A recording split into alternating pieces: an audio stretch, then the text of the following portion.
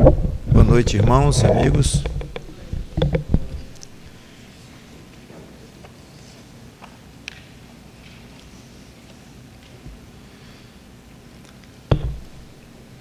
Esta é a segunda pregação que eu dedico ao milênio, especificamente ao milênio do Senhor Jesus Cristo.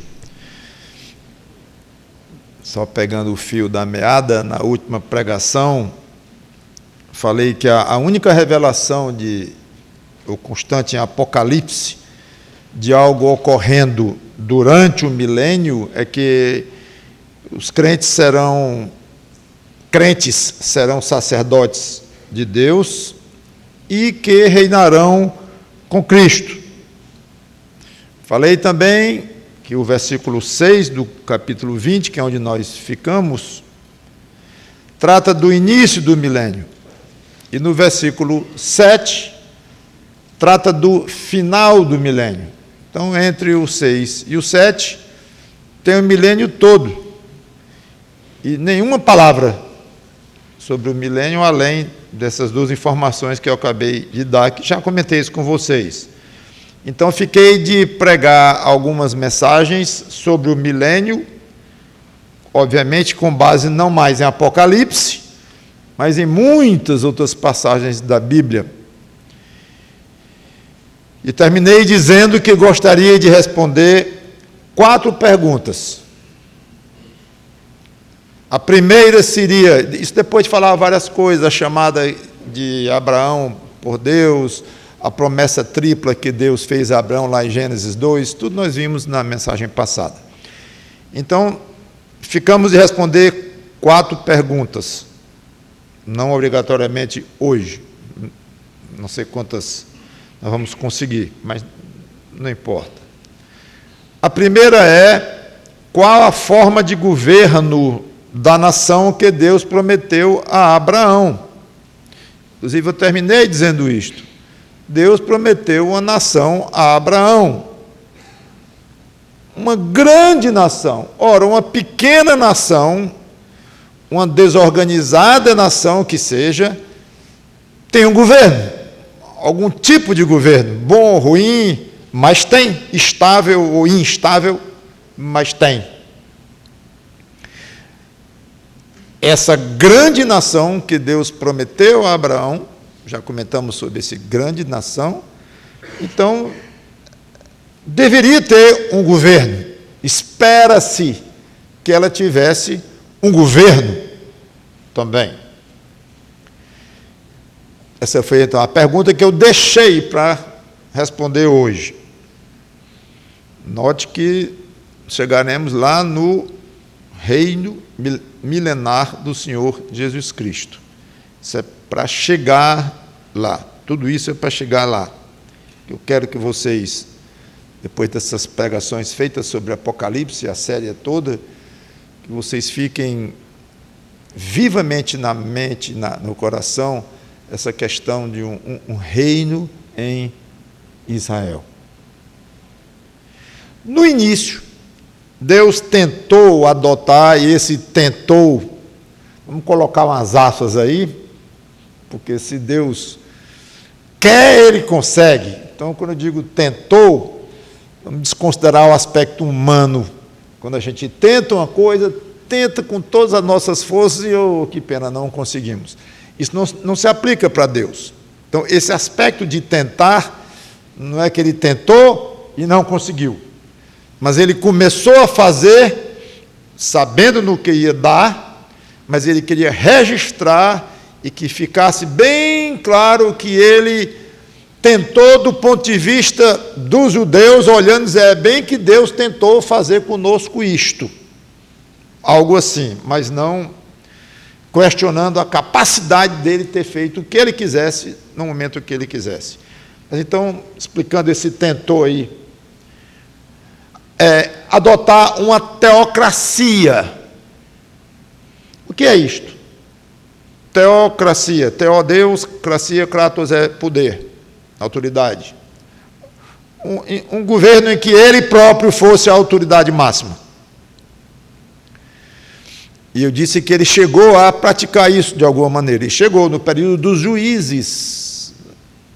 300 anos, mais ou menos, durou o período dos juízes, e foi assim, de fato, em que não havia um governador central, não havia um rei, o que havia era um grupo de pessoas, muitas vezes uma pessoa só, até mulher teve, em que Deus dirigia o país, a nação, melhor dizendo assim, o povo, que estava começando a surgir, ele dirigia diretamente.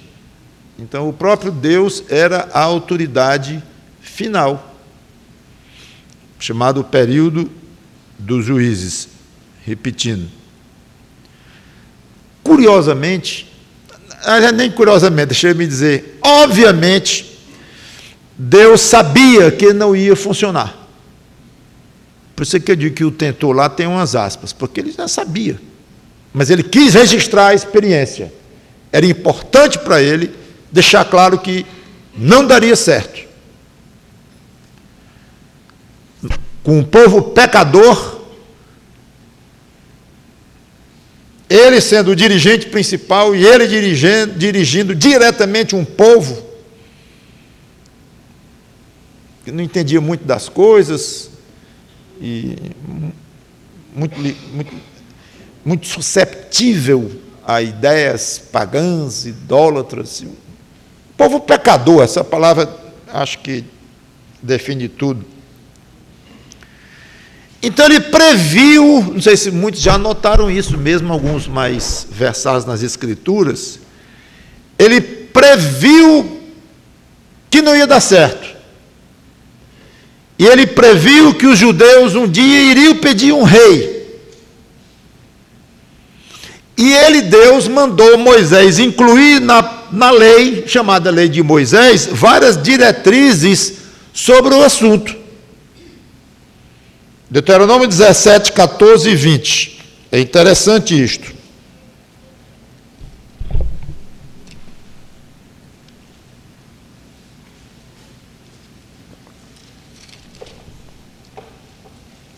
Deuteronômio 17, 14 em diante.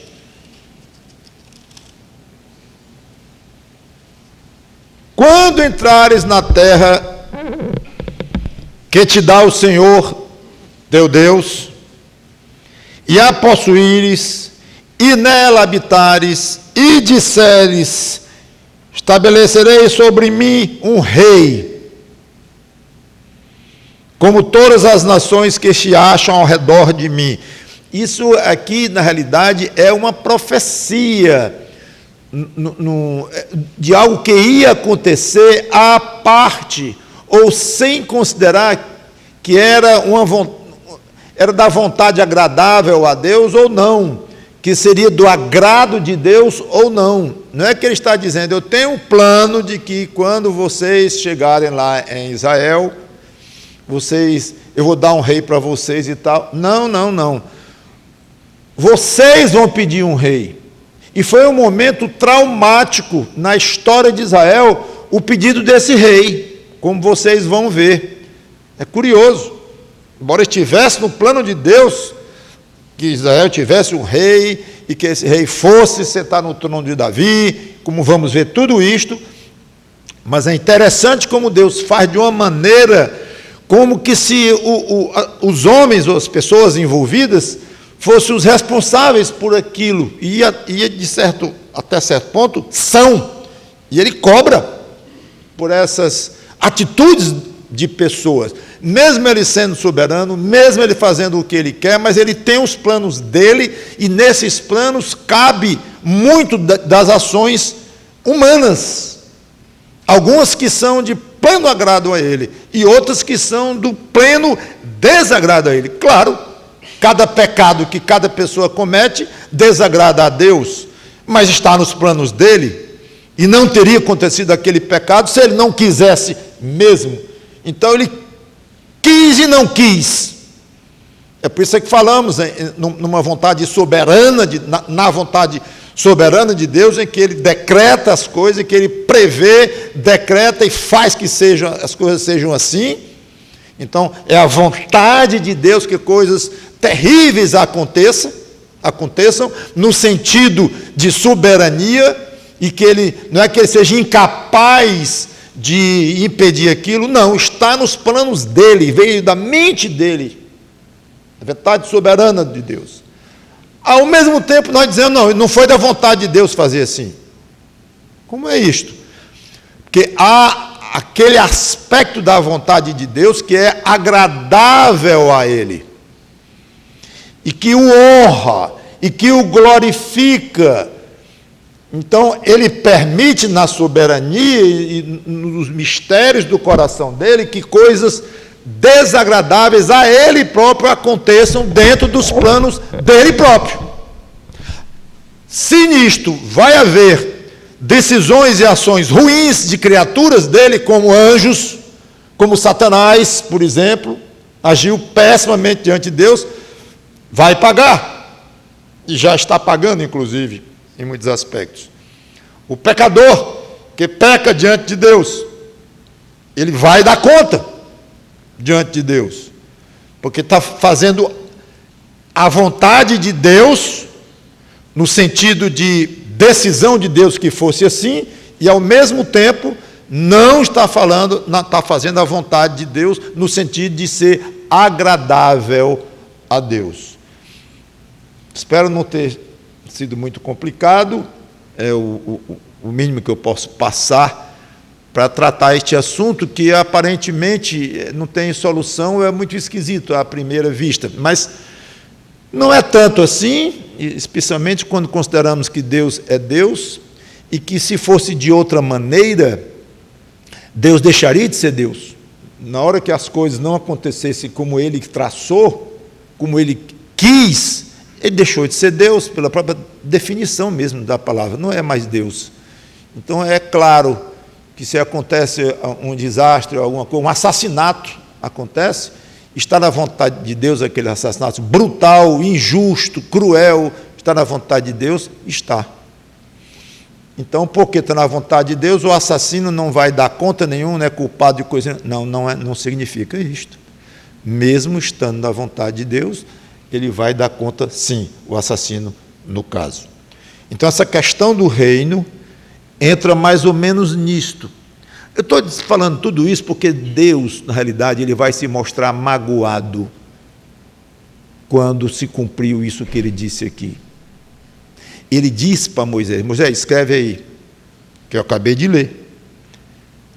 Quando vocês chegarem lá e disserem, estabelecerei sobre mim um rei, ele está prevendo que ia acontecer isso. Não que ele ia gostar ou não gostar, ele está dizendo, vai ser assim. Estabelecerei sobre mim um rei, isso não é ele dizendo não, é o povo dizendo, como todas as nações que se acham em redor de mim. Estabelecerás com efeito sobre ti, como rei, aquele que o Senhor teu Deus escolher.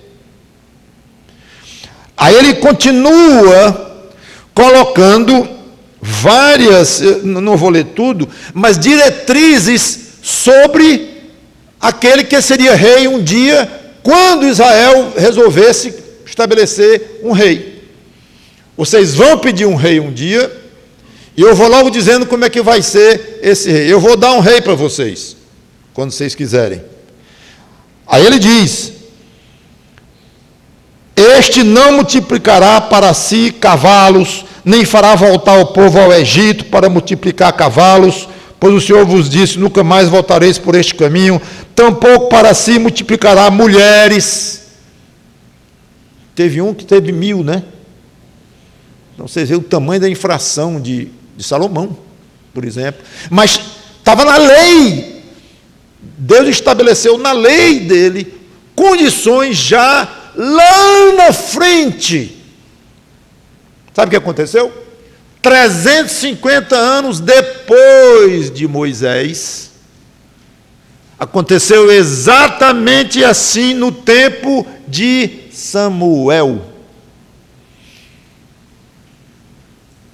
1 Samuel 8, 4 a 7. É interessante nós vermos isto à luz do que nós lemos Deus falando com Moisés e dando a lei séculos antes. Então agora vocês vão entender porque que eu falei tanto sobre essa questão de ser algo agradável a Deus ou não. Então 1 Samuel 8, 4. Então os anciãos chegaram lá, é bom acompanhar aqui, eu estou nesse passeio que nós vamos dar pelas Escrituras, seria bom vocês acompanharem. Então os anciãos todos de Israel se congregaram e vieram a Samuel a Ramá e disseram: Vê, já estás velho e teus filhos não andam pelos teus caminhos. Samuel é considerado o último juiz daquele período dos juízes.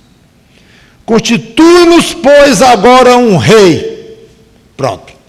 Chegou o momento exato, preciso, que Deus previu 350 anos antes, mais ou menos, lá e já estava na lei dele, diz: vocês vão pedir um rei. Aí, chegou. Ele não estabeleceu quando, não foi uma ordem de Deus, ele disse que ia acontecer, que eles iriam sentir falta de um rei como as outras nações, não iam querer ele próprio como sendo o dirigente máximo de Israel, essa teocracia, não. As palavras são quase iguais que esses chefes aqui de Israel usam para Samuel, quase iguais às que Deus usou lá para Samuel. Vai acontecer isto, olha aqui. Constitui-nos, pois, agora um rei sobre nós para que nos governe, como o tem todas as nações. Exatamente como Deus disse. Olharam para o lado, olharam para o outro, as nações têm reis e nós não temos.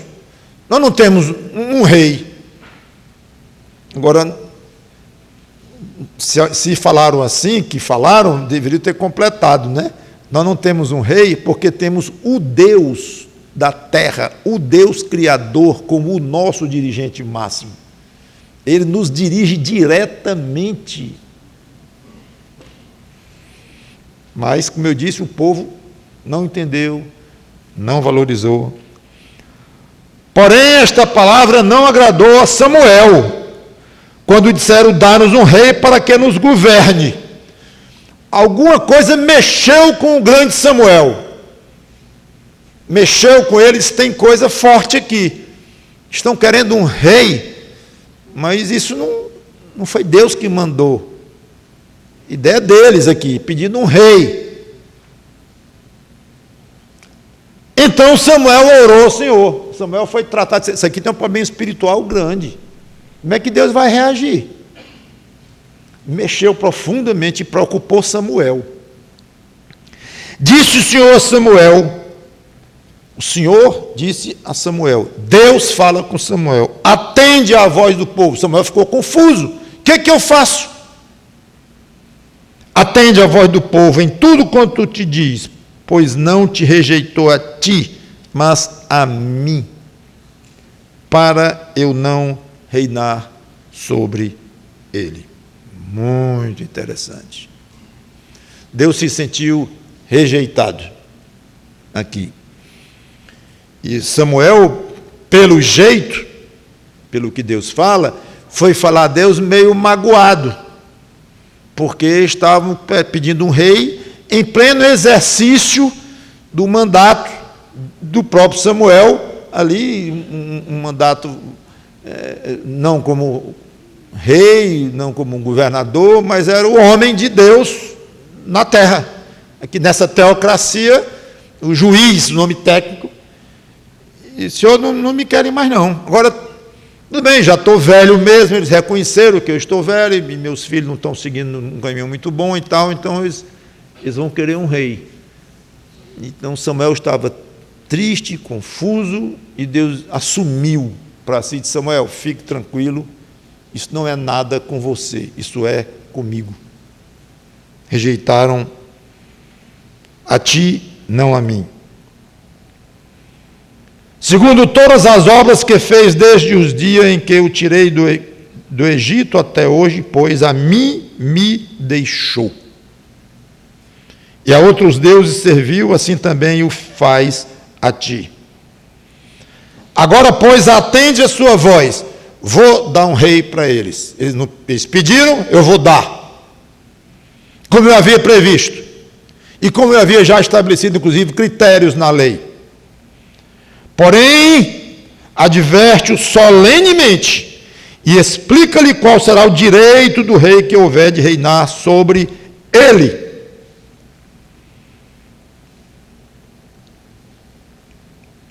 Versículo 19 diz: até o 19, Samuel foi explicando, eu não vou investir o tempo nisso, coisas que o rei deveria obedecer, que eles deveriam se submeter ao rei. Não é como vocês estão pensando, não. Um rei custa caro, um rei custa liberdade. Vocês só estão olhando para o redor dizendo, queremos um rei como as nações, vocês não sabem o que vocês estão desejando. Ter um rei é coisa séria, e se for um rei ruim, cai sobre o povo, é terrível. Então Samuel ainda tentou, depois vocês leram a passagem, ainda tentou mostrar para eles, lá do 19, porém o povo não atendeu a voz de Samuel e disse, não, mas teremos um rei sobre nós. Como se assim, cismamos agora de ter um rei e queremos um rei mesmo. Para que sejamos também como todas as nações. Só ficavam repetindo isso.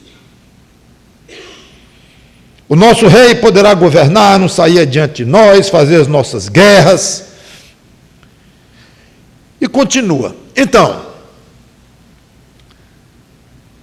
qual era o modo de governo dessa nação que Deus prometeu a Abraão? Experimentalmente, durante 350 anos, mais ou menos, foi uma teocracia, em que o próprio Deus estava no comando. Sabendo, o próprio Deus, como sabe de tudo, mas tendo predito que eles iam pedir um rei.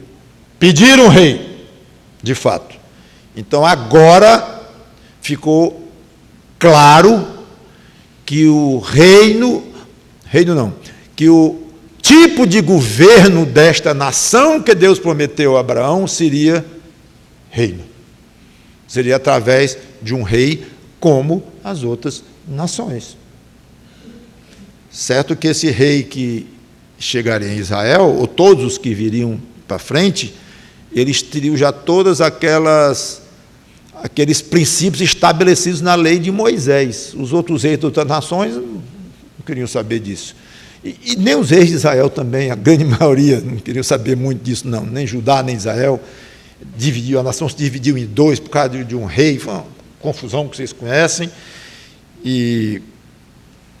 Mas não importa, estava estabelecido o governo agora de Israel, o da nação que um dia chamarei Israel. Deus então, cumprindo, dizendo que ele daria o rei para eles, deu, chamado Saul, primeiro rei em Israel. Primeiro que teve esse nome, rei. Samuel tinha uma autoridade enorme, mas não era rei. Débora teve uma autoridade enorme sobre Israel, mas não era rainha. Gideão,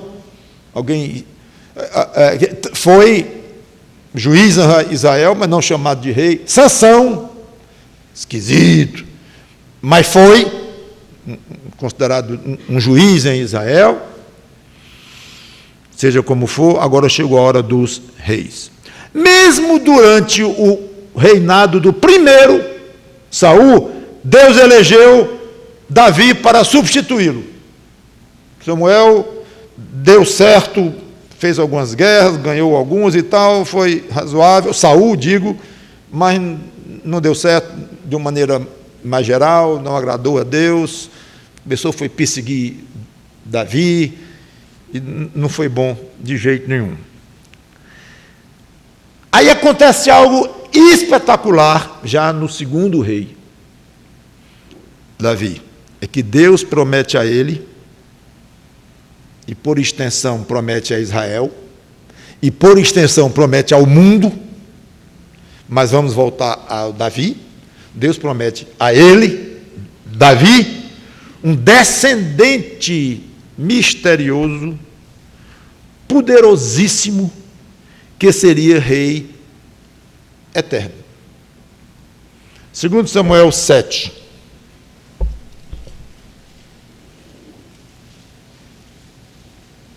Surge agora, na vida de Samuel, na vida de Israel, através de Davi, surge a figura de um rei absolutamente especial, único.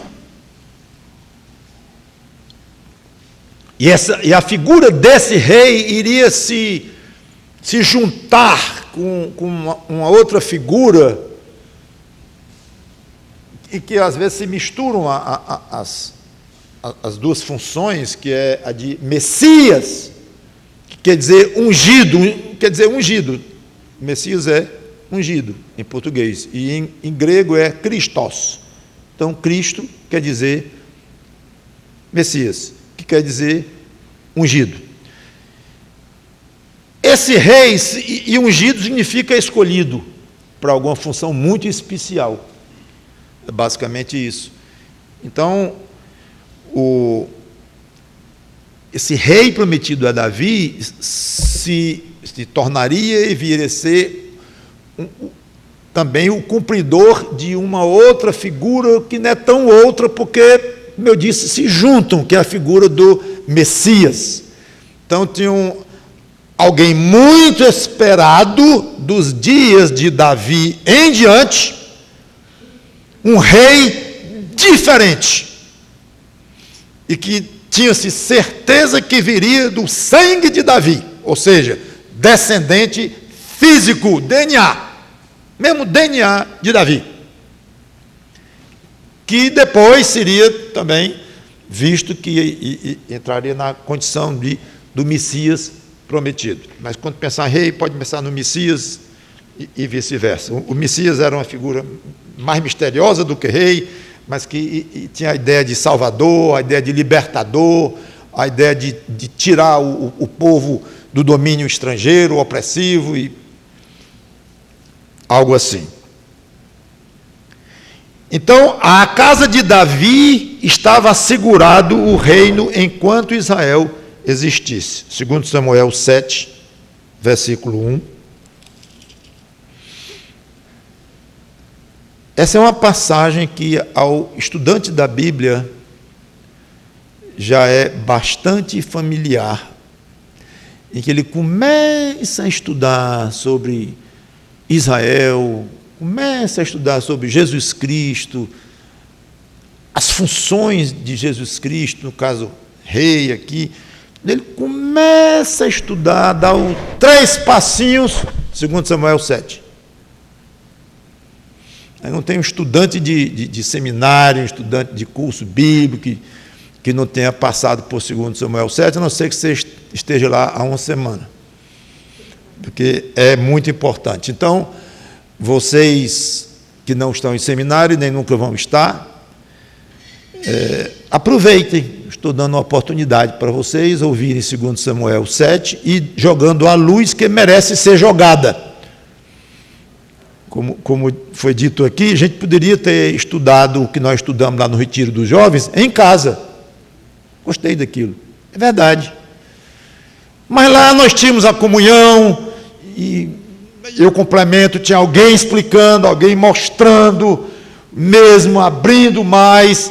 Então, é diferente, uma coisa não substitui a outra.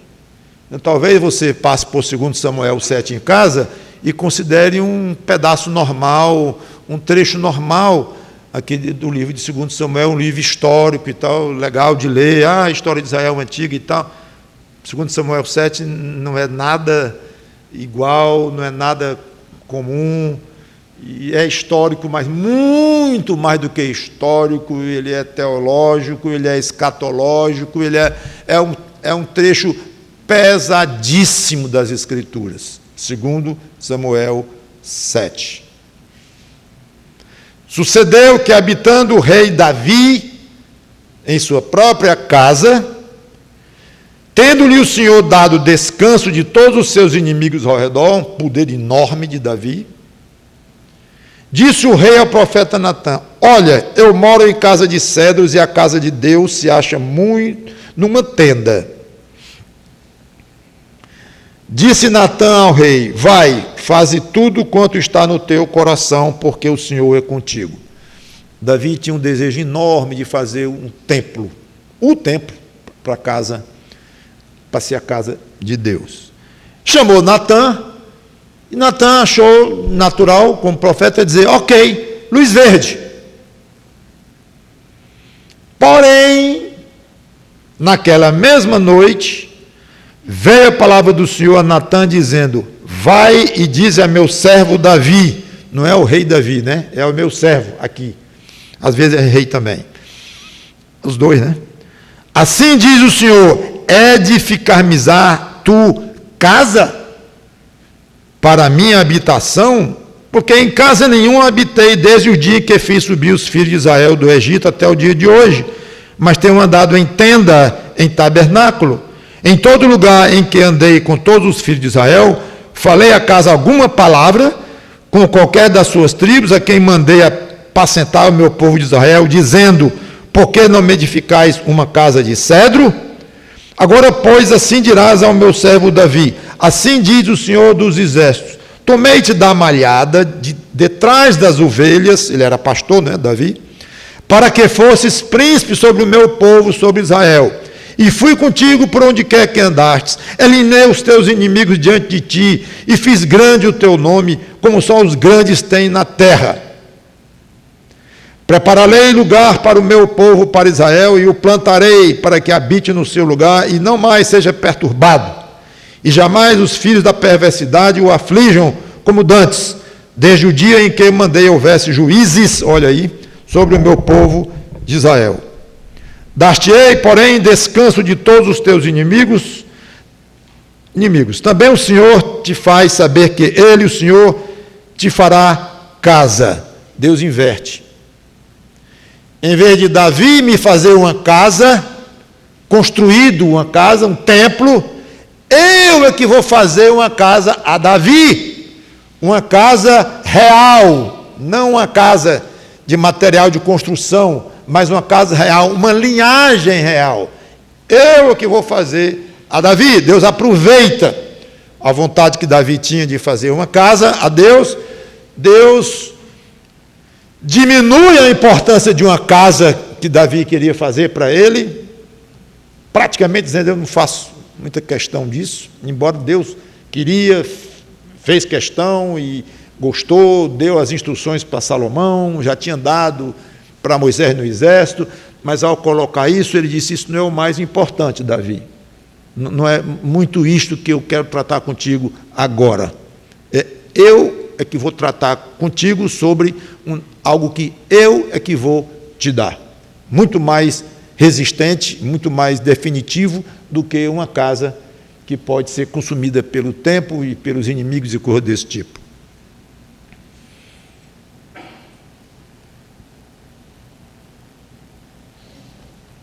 O Senhor te faz saber que Ele, o Senhor, te fará casa. Versículo 11, de 2 Samuel 7.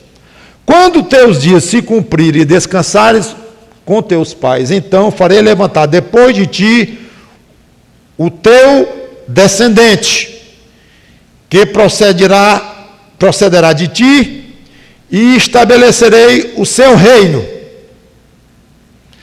Daqui em diante, a situação fica dupla. Deus vai falar de quem? De Salomão, do filho de Davi. Mas haverá momentos em que o que Deus vai dizer não combina bem com um ser humano qualquer, comum. Tem alguma coisa diferente nesse descendente de Davi aí, alguma coisa muito, muito grande. Nesse defender, não pode ser só Salomão isso aqui não. Agora Deus não explica, diz, isso aqui é para Salomão, isso aqui é para o rei o descendente que virá depois. Isso aqui é para Salomão. Profetiza. Manda Natã profetizar. Quando os teus dias e tal, estabelecerei o teu descendente que procederá de ti, estabelecerei o teu reino. Este edificará uma casa ao meu nome, e eu estabelecerei para sempre o trono do seu reino. Começou. Salomão para sempre? Eu lhe serei por pai, e ele me será por filho. Cabe para Salomão, cabe para Jesus Cristo, embora na época não se soubesse disso, claro. Nós estamos olhando para trás agora. Se vier transgredir, castigá-lo-ei com varas de homens e com açoites de filhos de homens. Isso aqui, claro, é para Salomão. Para Cristo não é. Não é? Será que não? Não, mas ele nunca transgrediu, é verdade. Mas foi castigado. Mais do que qualquer homem. Então, ele transgrediu e não transgrediu. Ele não transgrediu pessoalmente, ele nunca teve pecado.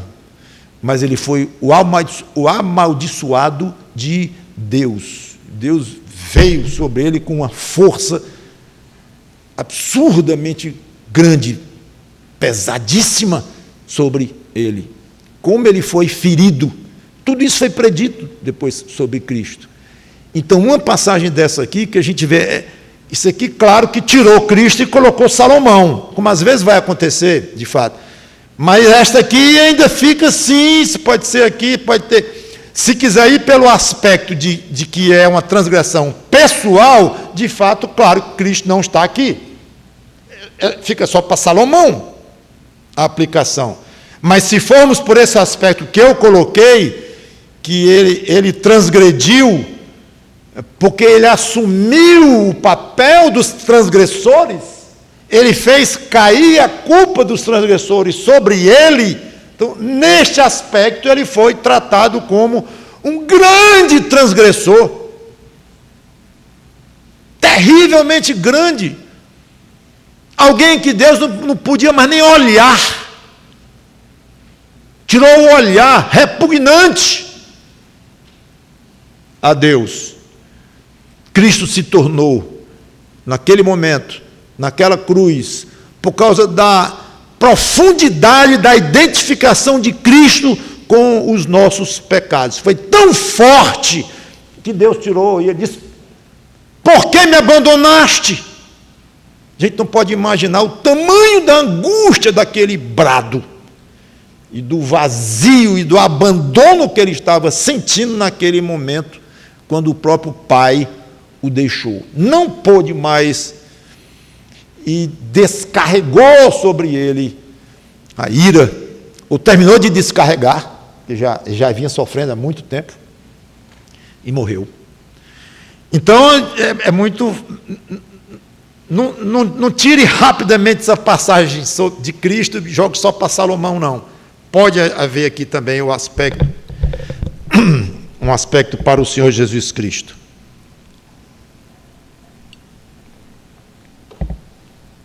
E claro, Salomão pecou muito e também apanhou muito e tudo mais.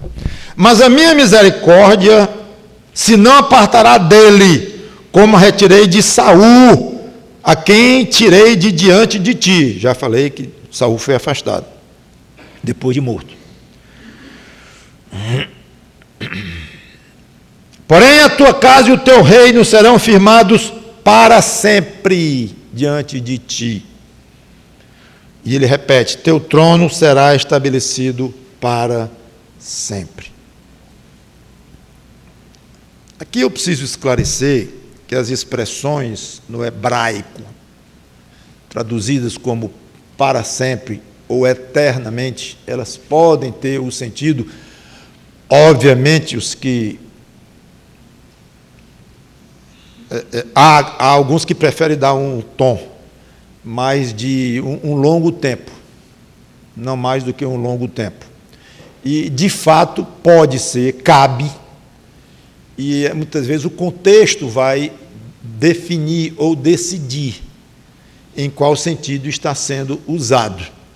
E eu vou falar disso mais na frente, essa questão de um reino eterno de Cristo, de um reino para sempre de Cristo, se o reino dele em Israel é 1000 anos.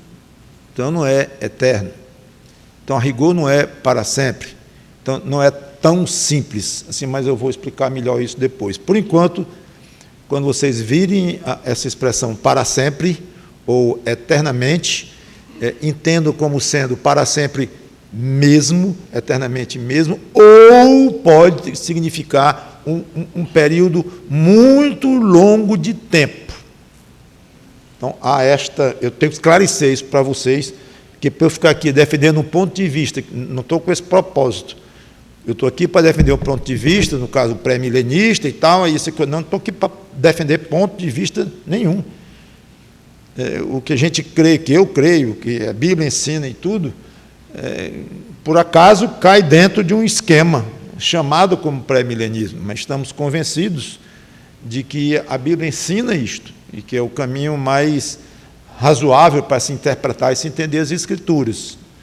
Ok? Então, não é meu estilo de jeito nenhum, não, eu vou esconder da turma as passagens mais difíceis para nossa posição escatológica, é complicado, não vou nem dizer, tá?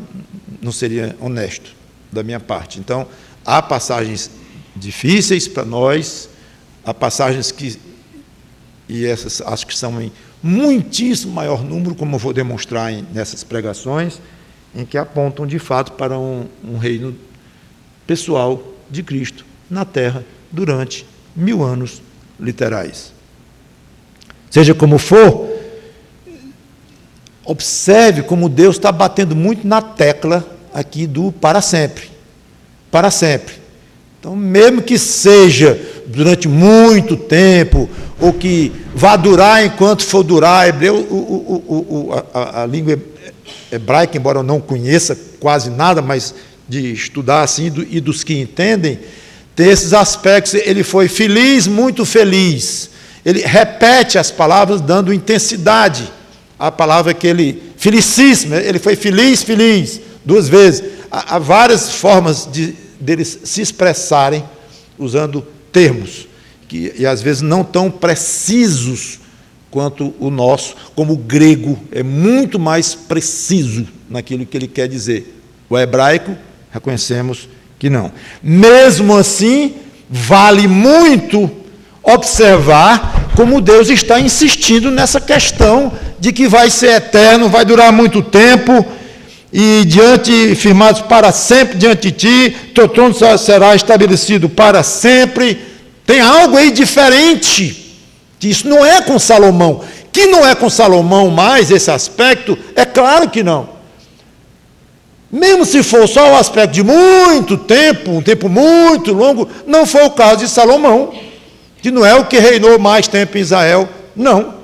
Muitos reinaram, como ele, tanto quanto ele, não me lembro aqui em quanto tempo reinou Salomão, mas com certeza nada que chamou atenção, e reinou 100 anos em Israel, coisa. Não. Então, o reino de Salomão não tem nada que chame a atenção pelo aspecto de um tempo muito longo. Não. Mesmo considerando nesse aspecto, sem tirar o aspecto de para sempre. Segundo estas palavras, e conforme esta visão, assim falou Natã a Davi. Então, estava assegurado, a passagem continua, é linda, a oração de Davi a Deus é belíssima, ele entende algumas coisas, não entende outras, e como era de se esperar de fato. Ficou impressionado com o tamanho das bênçãos de Deus sobre ele, que ele não merecia isso de jeito nenhum. É linda a história. Mas não podemos ficar mais tempo nela. Então, estava assegurado à casa de Davi um reino enquanto Israel existisse. Como é comum na palavra de Deus, a mensagem a Davi, como eu já disse, é misteriosa, ela mescla elementos próximos e distantes, próximo com Salomão, distante com esse rei que viria aí. temporários e eternos, era mescla. Como eu falei, dois descendentes de Davi se confundem aqui em 2 Samuel 7. Salomão e esse descendente eterno que seria o Messias ungido, como já expliquei também. Daí em diante, deste ponto em diante, várias passagens na Bíblia mesclam referências a Davi e ao seu descendente eterno, o grande rei. Salmo 89, 3 e 4, para vocês entenderem melhor o que eu quero dizer. Tudo isso deixando claro que havia um rei prometido a Israel com o DNA de Davi. Há 100 anos atrás eu não diria essas 3 letrinhas, ou menos, mas agora a gente já sabe o que é isso. Amostras de sangue ou de saliva, de décadas depois, estão lá e comprovam que só aquela pessoa, que a terra morreu, inclusive, pode ser proprietária daquele, foi originada daquela pessoa. As leis, os juízes, as cortes estão mudando procedimentos, condenando agora pessoas 40 anos depois do crime. 40 anos depois do crime. Já tudo encerrado, já os processos encerrados, a pessoa não encontrada no caso, livre, e aí já deve ter esquecido tudo e tal, aí vem, DNA, faça o DNA, a justiça manda. A pessoa já velha, cometeu um crime novinha, aí faz o DNA, é ele. Não tem mais discussão, não tem mais um julgamento cheio de testemunho e tal, aliás, já morreram as testemunhas, a maior parte, e tal, já é outra coisa, mas não importa, é o mesmo DNA, encontrado na vítima, e encontrado nele, aquele velhinho, pode prender imediatamente, prenderam agora, prisão perpétua, 60 e tantos anos de idade, um americano, ele tinha 20, quando matou alguém, e estava morando no bairro onde ele tinha cometido alguns assassinatos, inclusive, morando tranquilo, passei nisso há muito tempo, escapei, aí o DNA, vai lá, prende, joga na cadeia, sem grandes discussões, não discute. Então é uma coisa que a gente nem pensava antes. Eu não sei se colheram o DNA de Davi, provavelmente não, mas se o fizeram e se comparar, vai bater exato com o DNA do Senhor Jesus Cristo como um descendente que é dele. Então, dali em diante, várias passagens começaram a falar desse rei, e falavam de Davi, e falavam do rei, mas peraí, estão falando de Davi, eu estou falando do descendente de Davi, muitas vezes, como eu disse, eu não gosto da palavra misturado, porque há um sentido negativo, de dizer, rapaz, fulano está misturando tudo, é um sentido negativo, mas a palavra seria misturar mesmo, então eu uso mais mesclar, que é uma palavra menos usada no nosso dia a dia, mas o ideal seria mistura, ela mistura as passagens, as referências a Davi e ao descendente. Então, como eu disse, Salmo 89, 3 e 4, diz: fiz aliança com o meu escolhido e jurei a Davi, meu servo. Para sempre, olha lá, vem de novo para sempre. Para sempre estabelecerei a tua posteridade e firmarei o teu trono de geração em geração. Versículo 20. Encontrei Davi, meu servo, com o meu santo óleo, o ungi. Já pode estar falando do ungido. Vocês estão lembrando que eu disse que ungir no hebraico é Messias. Então, quando você vai para o hebraico aqui, a palavra aqui é Messias, ou uma derivativa dela, aqui. Eu ungi. O hebraico diz, se refere ao Messias. Tudo bem, a palavra ungir podia ser usada no sentido de ungir um rei, ou jogar óleo na cabeça de um rei, ou caracterizar ali a posse dele, daquele reino, ou alguma outra função importante que alguém estava assumindo e tal. Então, não é toda vez que a Bíblia fala a palavra ungir ou ungido, está se referindo ao Messias, que seria Jesus Cristo. Não quer dizer isso, mas pode ser. Pode ser. Claro que hoje os estudiosos da Bíblia, especialmente do Velho Testamento, os olhos arregalam quando vê qualquer referência a Messias. Está falando dele? Ou está fazendo uma referência normal à palavra ungir? Interessante isso. Seja como for, já fica uma dúvida. Está falando de Davi? Ou está falando do descendente de Davi? Muitas vezes não é claro. No versículo 26, ele me invocará, dizendo, tu és meu Pai, meu Deus, e a rocha da minha salvação. Falo-ei por isso meu primogênito. As palavras já começam a ficar messiânicas. O mais elevado entre os reis da terra. Opa, foi Davi? Não, Davi não teve muito poder, mas não foi tanto. Então quero só mostrar para vocês que as passagens são abundantes. Não é nem fácil escolher qual ler.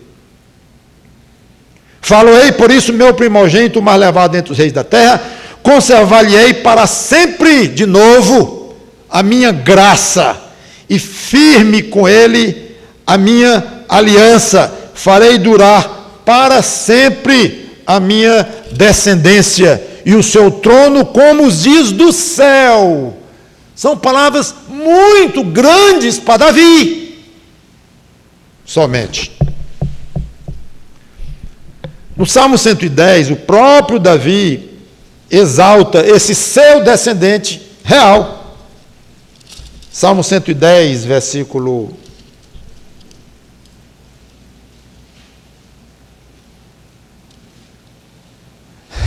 Eu não anotei o versículo porque é o salmo inteirinho.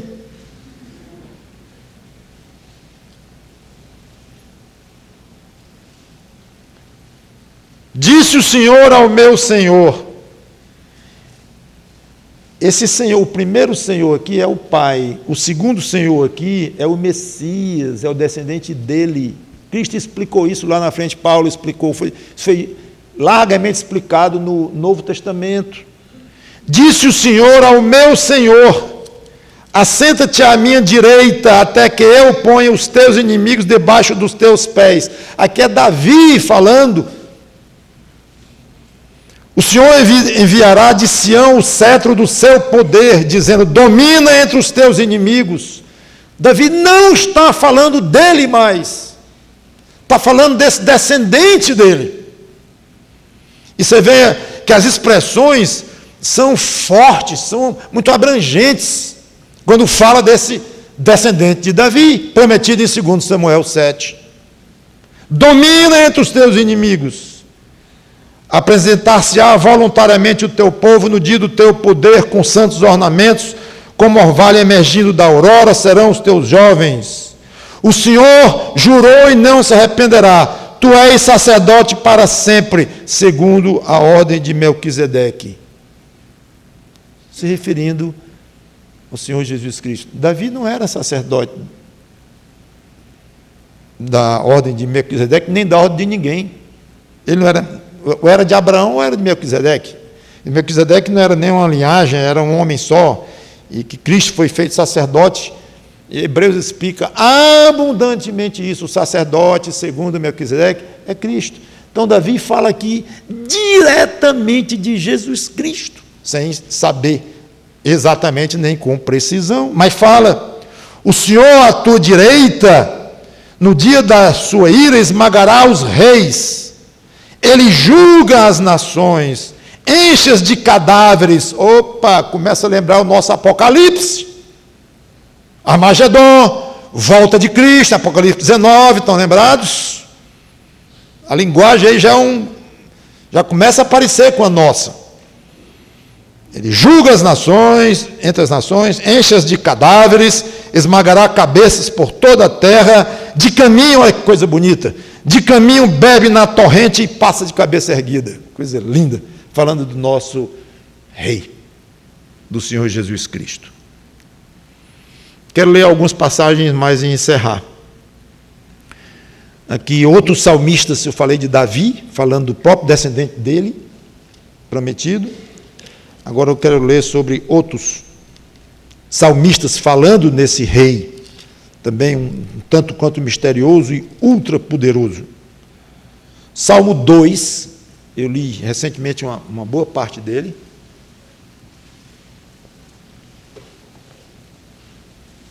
Inclusive, pregando em Apocalipse, eu li sobre essa parte.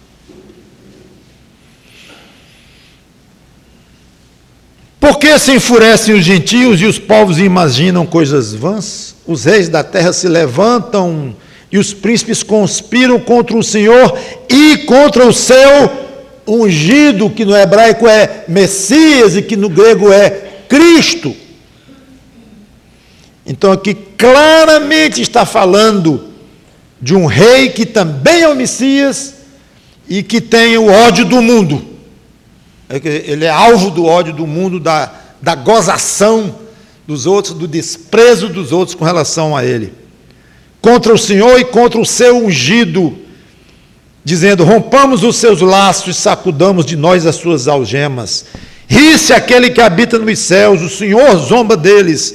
Na sua ira, a seu tempo lhes há de falar, e no seu furor os confundirá.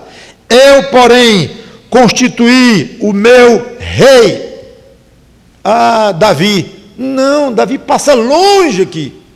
Davi pessoalmente.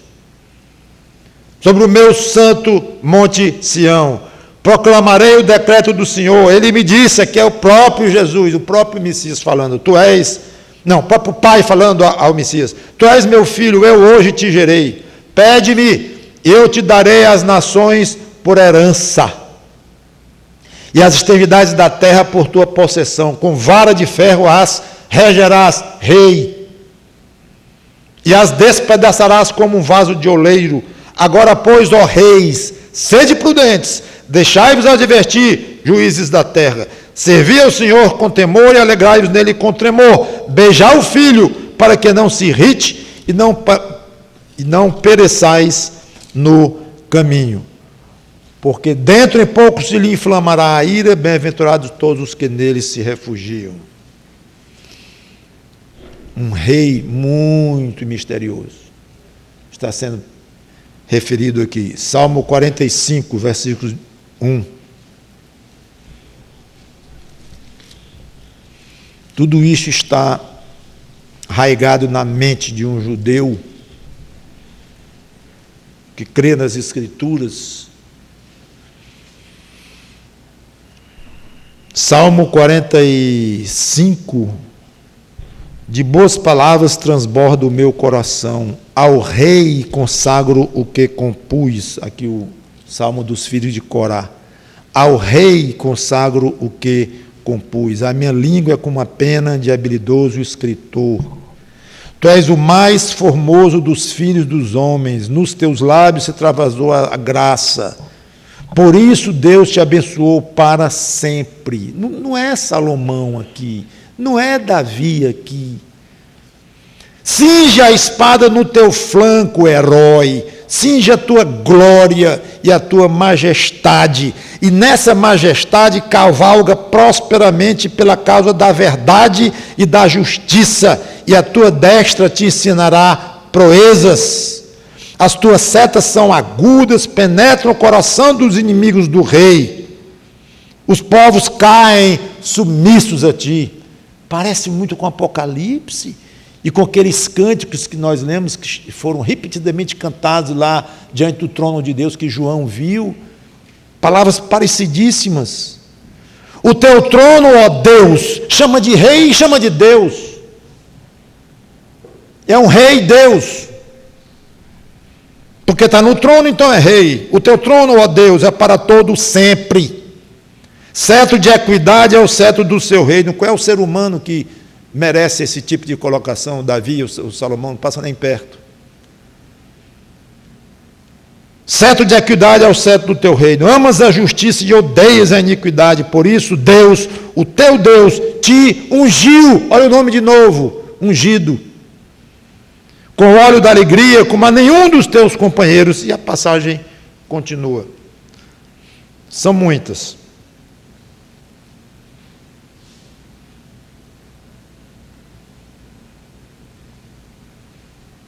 Eu vou encerrar. Vou deixar essas passagens lá no site. Eu tenho passagens ainda algumas em Salmo, Isaías, Jeremias, Ezequiel, Daniel, Amós, Zacarias, todas que eu pretendia ler, mas não vou ler na próxima pregação, que eu já vou partir da segunda pergunta. Então vou colocar lá, quem quiser, veja, e vai um pouco mais profundamente. O fato é que a primeira pergunta está respondida, perfeitamente respondida. Qual a forma de governo que esta nação, prometida a Abraão por Deus, vai ter? Um reino. E muito além disto, fica claríssimo que esse reino é o reino que Deus resolveu concentrar numa pessoa, ou partir da descendência de uma pessoa, Davi, que foi rei, escolhido por Deus para substituir Saul, escolheu, quis colocar lá Davi, um mero pastor de ovelhas, e Deus prometeu que o reino de Davi seria estabelecido para sempre, e muitas outras coisas, como vocês viram, e que teria um cidadão, uma pessoa humana, um homem, que viria descendente de Davi. Deus não diz até agora, não fala de tempo, quanto tempo depois de Davi apareceria esse, que seria ungido e rei, poderoso e tudo o que nós lemos aqui, mas um cidadão, um homem, viria da linhagem de Davi para ser rei. Só que esse homem, tudo indica, pelas passagens, um tanto quanto misteriosas ainda, naquele tempo turvo do Velho Testamento, tinha indicações muito fortes de que, ou eu não estou entendendo nada de nada, eu já entendo pouco, mas o pouco que eu entendo diz que esse rei aqui que vem de Davi, ele tem alguma coisa de divino. Só pode ter, pelas coisas que foram colocadas aqui. Se eu for investir tempo em cada expressão que for usada aqui deste rei, eu não sei quantas pregações vão ser necessárias, mas vocês viram a quantidade de informações, deixando claro que viria eu insisto, no descendente físico de Davi, que iria reinar no trono de Davi, e esse rei seria extremamente especial, poderosíssimo, pelo jeito até Deus, ou algo de divino esse rei seria. Pronto. É até aqui onde nós temos chegado, e vamos continuar com a próxima pergunta, que é: quem será esse rei em Israel? Eu já falei muito em Jesus Cristo, que é claro que é impossível não falar, mas eu não li em momento nenhum aqui Jesus Cristo para vocês. Claro, eu estava no Velho Testamento o tempo todo, como é que eu poderia ler? Então eu dizia, eu falava e explicava, Jesus Cristo, cumpri Jesus Cristo e tal, mas a rigor eu poderia até ter dito, eu não vou falar, só vou falar a palavra Jesus ou Jesus Cristo quando aparecer aqui na Bíblia hoje. Eu não teria lido uma vez, porque só ficamos no Velho Testamento. Então, olhando para trás, como eu disse, é mais fácil a gente ver. Mas indo para lá e nos transportando para lá, nós estamos lendo o que foi prometido a Davi, estamos lendo os Salmos, e Jeremias teríamos lido se tivéssemos tempo, Isaías, tal. um rei diferente, um rei poderoso, vem de Davi, mas ele tem nome. Até aqui, ainda não. Que Deus nos abençoe e nos permita entrar fundo nessa questão, que não pense assim, isso não tem nada a ver com minha salvação, isso não tem nada a ver com o fato de eu ser salvo em Jesus Cristo, e isso me interessa pouco e tal. De fato, há hierarquias de importância de revelação feita, e coisa que a gente sabe, que a Bíblia ensina, claro que há importância e tudo. E que no topo está a salvação em Cristo, pela fé eterna, pelo sangue dele, sim. E que vai ter o milênio, não vai ter o milênio, alguns acham que não vai, como eu já disse, outros acham que vai, e tal. Isso não vai interferir na sua salvação eterna? Não, não vai.